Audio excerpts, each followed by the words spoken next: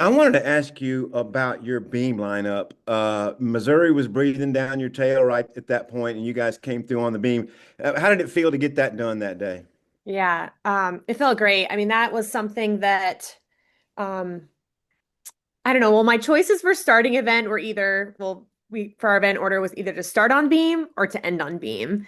And I think, for any coach in that position, it's like you just have to know your team well and know kind of which of those scenarios on an event like balance beam they can handle the pressure. And I truly felt like with the type of beam team that we have, they're so strong. We've had a great season all year on beam.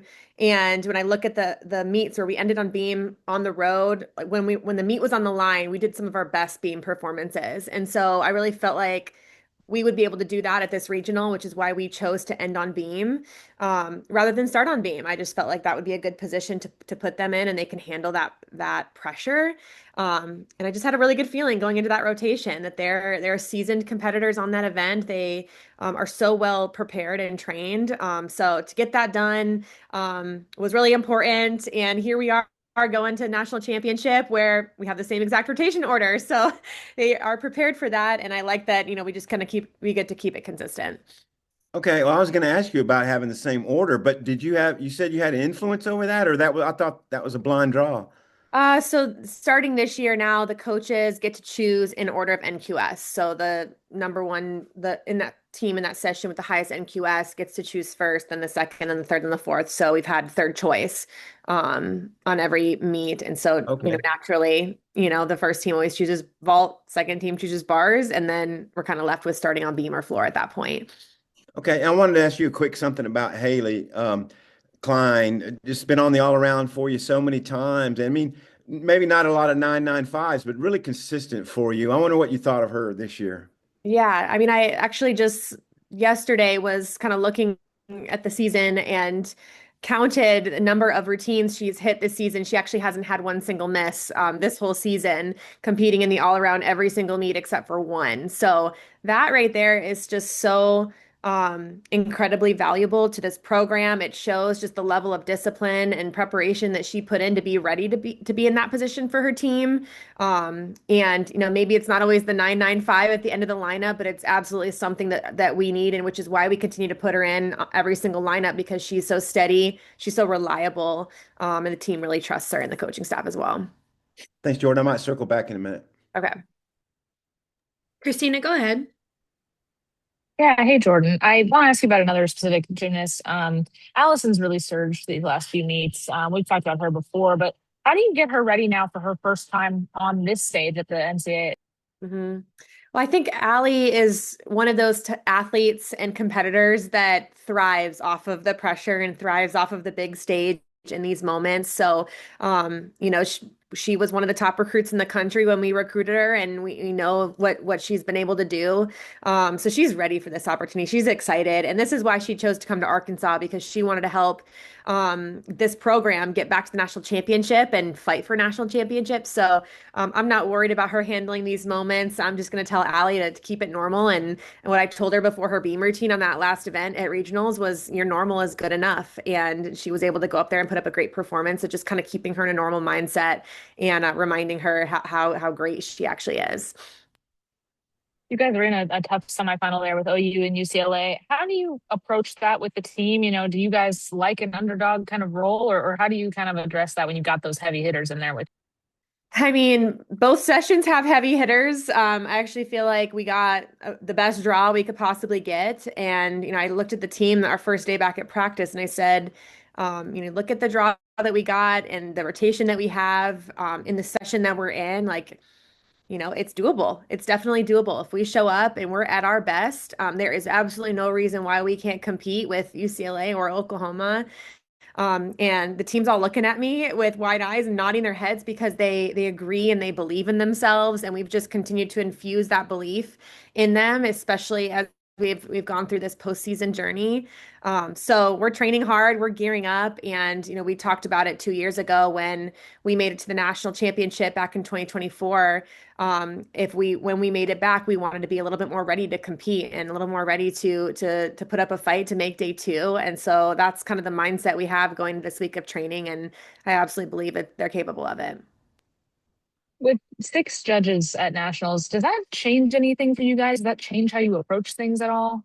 Or what makes that more difficult, if at all? It doesn't necessarily change anything about our preparation. It just means that the judging is going to be accurate and in order for a certain score to happen, like multiple judges kind of have to be within a certain range of each other. So I think it's a good way to kind of separate a good team from a great team on this stage. It is going to mean we need to be really detail oriented and all those little things and form and stuck dismounts and all those details that we've been chipping away at all season are just going to be continue to be extremely important. But we're ready for that at SECs and regionals. We had four judging panels, so we've been kind of working our way there. But yeah, it's just going to mean those details will definitely matter. What's the travel plan for getting down there to Fort Worth? And then what does those kind of days leading up look like for you guys? Yeah, we're gonna charter there on Tuesday and get there. We have podium training on Wednesday, which is an awesome opportunity to get back on that podium. And then we'll compete Thursday evening. So we're looking forward to being down in Fort Worth and just getting our team there the quickest way possible so that their bodies can feel fresh, their legs can feel fresh, and we can put up a really good fight on that first day. That's everything I have. I don't know if Tom has more or if Evan, you've got anything. Yeah, I'll hop in really quickly. Hey, Coach, can you hear me? Yeah. Sweet. You kind of touched on it already. You guys have been in this situation 2 years ago. The goal last year was to get back. The goal this year, preseason, was to get back. Now that you guys are going back to the national championship, just how does that feel for you as a coach of being here for so long and seeing this team again get to the, final eight? Yeah, I mean, it feels great. I'm so proud of our team. I'm proud of this program. It takes daily, just like constant discipline and commitment and belief in order to get a team into that top eight. And so we've been, obviously chipping away at recruiting the talent and improving the gymnastics and getting more competitive and being able to handle these high pressure situations like we have at a regional. And so I'm proud to see that progress. And this is, one of the most talented teams we've ever had. And I knew that they were capable of getting back there if they just did what they can do and they did their normal. And I'm so glad that they handled that moment. I mean, those regional day twos are no easy feat. That is an intense competition, but they just handled it and they had a ton of fun and they just showed up and represented Arkansas at the highest level. And I'm just so proud of that. Tom stole my question about Haley, but I want to ask about Cammie and kind of the difference you've seen. Obviously, maybe not the season she maybe wanted to have, definitely more in a leadership role, but how have you seen her evolve and kind of grow this season, leading this team back to, a place you guys haven't been in 2 years? Yeah, I mean, Cammie's just been so much fun. She loves to compete. And so she's been in a really interesting spot all season where, she's sometimes in all three lineups on the events that she trains. Sometimes she's in one, sometimes two, but she's ready to go when we need her.